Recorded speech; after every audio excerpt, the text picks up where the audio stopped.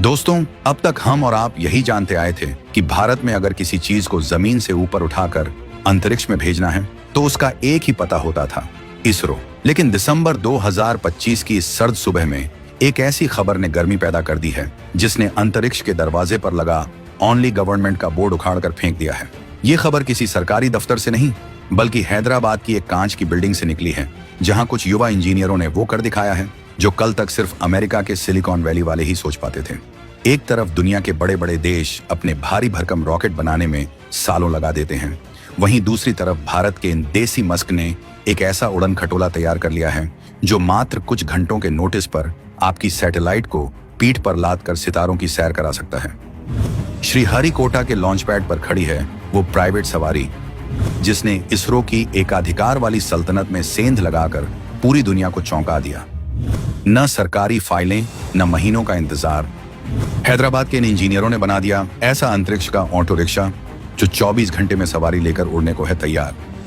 Steel से 5 गुना मजबूत और वजन में रुई जैसा हल्का, कार्बन फाइबर का वो जादू जिसने रॉकेट साइंस की पुरानी किताबों में लगा दी आग।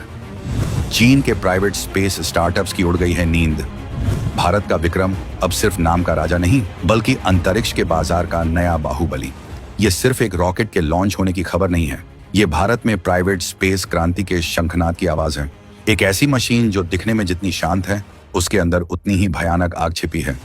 आखिर क्या है उस रॉकेट का नाम जिसने चीन से लेकर अमेरिका तक के कान खड़े कर दिए हैं? क्या भारत का प्राइवेट सेक्टर वाकई इतना ताकतवर हो गया है कि वो इसरो के कंधे से कंधा मिलाकर चल सके? और सबसे बड़ा सवाल, क्या ये रॉकेट 2026 में दुनिया की स्पेस मार्केट का पूरा गणित बदल देगा? हम आपको बताएंगे इस धमाकेदार खबर की पूरी कहानी, तो बने रहिएगा वीडियो पर अंत तक। और इस नए भारत की उड़ान पर आपके जो भी विचार हों कमेंट में लिखकर जरूर बताइएगा। विक्रम 1 भारत का पहला प्राइवेट ऑर्बिटल शिकारी। तो भाई कुर्सी की पेटी बांध लो क्योंकि मौसम बिगड़ने वाला है। बात हो रही है स्काईरूट एरोस्पेस और उनके मास्टरपीस विक्रम 1 की। याद है ना वो छोटा सा धमाका जो कुछ साल पहले विक्रम एस ने किया था? वो तो बस एक ट्रेलर था, एक झांकी थी। असली फिल्म तो अब रिलीज होने जा रही है। विक्रम एक कोई खिलौना नहीं है जो ऊपर जाकर नीचे आ जाएगा, ये एक ऑर्बिटल क्लास रॉकेट है। इसका मतलब समझते हैं आप? इसका मतलब है कि ये रॉकेट धरती की गुरुत्वाकर्षण शक्ति को चीरते हुए सैटेलाइट्स को अंतरिक्ष की कक्षा में स्थापित करेगा और वहां उन्हें नचाएगा। अभी तक ये ताकत सिर्फ और सिर्फ सरकारी एजेंसी इसरो के पास थी, लेकिन स्काईरूट एरोस्पेस ने दिन रात एक करके वो तकनीक हासिल कर ली है जिसके लिए देशों को दशकों लग जाते हैं। विक्रम 1 एक मल्टी स्टेज रॉकेट है जो अपनी पीठ पर करीब 480 किलोग्राम तक का वजन पेलोड लेकर लो अर्थ ऑर्बिट एलईओ तक जा सकता है। अब आप कहेंगे कि भाई 480 किलो तो कम है। अरे यही तो खेल है।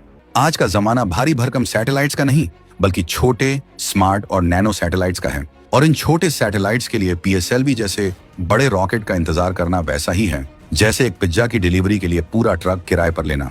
विक्रम 1 वो स्पोर्ट्स बाइक है जो ट्रैफिक के बीच से निकलकर फटाफट डिलीवरी करने के लिए बनी है। ये रॉकेट भारत को उस लीग में खड़ा कर देता है जहां अब तक सिर्फ एलन मस्क की स्पेसएक्स और रॉकेट लैब जैसी कंपनियों का राज था। 24 घंटे का जादू और कार्बन फाइबर का कवच। अब जरा इस रॉकेट की बनावट और इसकी खासियत पर नजर डालते हैं जो इसे दुनिया के बाकी रॉकेटों से एकदम अलग और खतरनाक बनाती है। विक्रम 1 को बनाने में जिस मटेरियल का इस्तेमाल हुआ है वो लोहे या स्टील का नहीं बल्कि कार्बन कंपोजिट का है। आसान भाषा में कहें तो ये वो मटेरियल है जो स्टील से कई गुना ज्यादा मजबूत होता है लेकिन वजन में इतना हल्का कि आप यकीन न करें। इसका फायदा, रॉकेट का अपना वजन कम हो जाता है जिससे वो ज्यादा से ज्यादा सैटेलाइट्स को ऊपर ले जा सकता है। इसके सॉलिड फ्यूल मोटर केस पूरी तरह कार्बन फाइबर से बने हैं जो भारत में अपनी तरह का पहला प्रयोग है। लेकिन जो बात आपको सबसे ज्यादा चौंका देगी वो है इसकी असेंबली स्पीड। आमतौर पर एक रॉकेट को जोड़ने और लॉन्च के लिए तैयार करने में हफ्तों या महीनों का समय लगता है। सैकड़ों इंजीनियर लगते हैं, हजारों चेकलिस्ट होती हैं, लेकिन स्काईरूट का दावा है कि विक्रम 1 को मात्र 24 से 72 घंटों के अंदर असेंबल करके लॉन्च किया जा सकता है। जी हाँ, आपने सही सुना। इधर ऑर्डर मिला, उधर रॉकेट तैयार और तीसरे दिन अंतरिक्ष में धमाका। ये ऑन डिमांड लॉन्च की क्षमता ही वो असली हथियार है जिससे चीन और अमेरिका की प्राइवेट कंपनियां घबरा रही हैं। इसके अलावा इसके इंजन कलाम सीरीज के सॉलिड मोटर्स पूरी तरह से ऑटोमेटेड टेक्नोलॉजी से बनाए गए हैं। इसमें मूविंग पार्ट्स बहुत कम हैं जिसका मतलब है कि खराबी आने का चांस ना के बराबर। ये सस्ता, सुंदर और टिकाऊ का सबसे बेहतरीन उदाहरण है। रमन इंजन, 3D प्रिंटिंग का कमाल और सटीक लैंडिंग। कहानी में अभी और भी ट्विस्ट बाकी हैं। विक्रम 1 सिर्फ ताकत का नाम नहीं बल्कि सटीकता का भी दूसरा नाम है। इस रॉकेट के 3 चरण तो सॉलिड फ्यूल से चलते हैं जो इसे अंधाधुंध रफ्तार देते हैं, लेकिन इसका चौथा और आखिरी चरण लिक्विड फ्यूल से चलता है। और यहीं पर एंट्री होती है रमन इंजन की। रमन इंजन कोई साधारण इंजन नहीं है।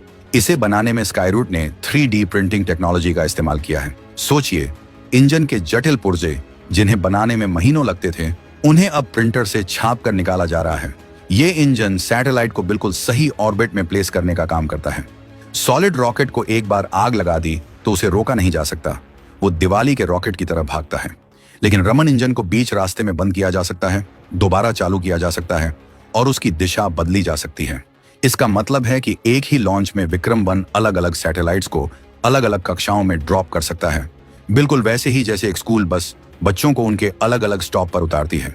ये क्षमता बहुत कम रॉकेट्स में होती है और एक प्राइवेट भारतीय कंपनी के पास ये तकनीक होना अपने आप में गर्व की बात है। बाजार का गणित, स्पेस की उबर बनने की तैयारी। अब थोड़ा धंधे की बात करते हैं, क्योंकि असली खेल तो पैसे का ही है।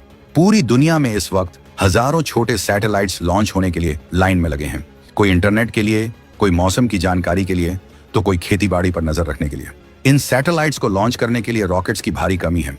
बड़ी कंपनियां एक एक लॉन्च के लिए करोड़ों डॉलर मांगती हैं और 2-2 साल की वेटिंग लिस्ट थमा देती हैं। यहीं पर स्काईरूट अपना त्रुप का इक्का फेंक रहा है। विक्रम 1 का लॉन्च खर्च विदेशी कंपनियों के मुकाबले बेहद कम है। भारत में मैन्युफैक्चरिंग सस्ती है, हमारे इंजीनियर दुनिया के बेस्ट और किफायती हैं और हमारी टेक्नोलॉजी जुगाड़ से निकलकर इनोवेशन बन चुकी है। स्काईरूट का मकसद है स्पेस की उबर बनना। अगर किसी कंपनी को अपनी सैटेलाइट भेजनी है तो उसे अब नासा या इसरो के चक्कर काटने की जरूरत नहीं।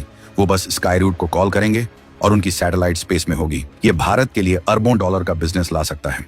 विदेशी मुद्रा का जो प्रवाह अब तक अमेरिका की तरफ था, वो अब मुड़कर भारत की तरफ आने वाला है। और जब पैसा आएगा तो रिसर्च बढ़ेगी, रोजगार बढ़ेंगे और भारत की इकोनॉमी को वो बूस्ट मिलेगा जिसकी कल्पना 2025 के शुरुआती दौर में की गई थी। बहुत से लोग सोचते हैं कि क्या प्राइवेट कंपनियों के आने से इसरो की अहमियत कम हो जाएगी? अरे भाई, बिल्कुल उल्टा है। ये सब मुमकिन हो पाया है क्योंकि इसरो ने एक बड़े भाई की तरह इन प्राइवेट खिलाड़ियों का हाथ थाम रखा है। भारत सरकार ने इन स्पेस नाम की जो संस्था बनाई है, उसने इसरो के दरवाजे प्राइवेट सेक्टर के लिए खोल दिए हैं। आज स्काईरूट के इंजीनियर इसरो की लैब्स, उनके लॉन्च पैड और उनकी टेस्टिंग फैसिलिटी का इस्तेमाल कर रहे हैं। ये एक ऐसी जुगलबंदी है जिसे देखकर दुनिया हैरान है। अमेरिका में नासा और स्पेसएक्स के बीच जो रिश्ता है, वैसा ही रिश्ता अब भारत में इसरो और स्काईरूट के बीच पनप रहा है। इसरो अब छोटे मोटे लॉन्च के झंझट से मुक्त होकर बड़े मिशनों जैसे गगनयान, चंद्रयान 5 और भारतीय स्पेस स्टेशन पर फोकस कर सकेगा, जबकि छोटे सैटेलाइट्स को लॉन्च करने की जिम्मेदारी विक्रम 1 जैसे रॉकेट संभाल लेंगे। ये भारत की आत्मनिर्भरता का असली मॉडल है। हम अपनी सुरक्षा, अपने संचार और अपनी नेविगेशन के लिए अब किसी दूसरे देश पर निर्भर नहीं रहेंगे। आपको क्या लगता है, क्या स्काईरूट का विक्रम 1 एलन मस्क के स्टारलिंक और फाल्कन रॉकेट्स को टक्कर दे पाएगा? क्या भारत आने वाले 5 सालों में दुनिया का लॉन्च पैड बन सकता है? और क्या आपको भी लगता है कि अब वो दिन दूर नहीं जब हम और आप स्पेस टूरिज्म के लिए किसी भारतीय रॉकेट में बैठकर टिकट बुक कर रहे होंगे? अपने जवाब कमेंट्स में जरूर बताइएगा।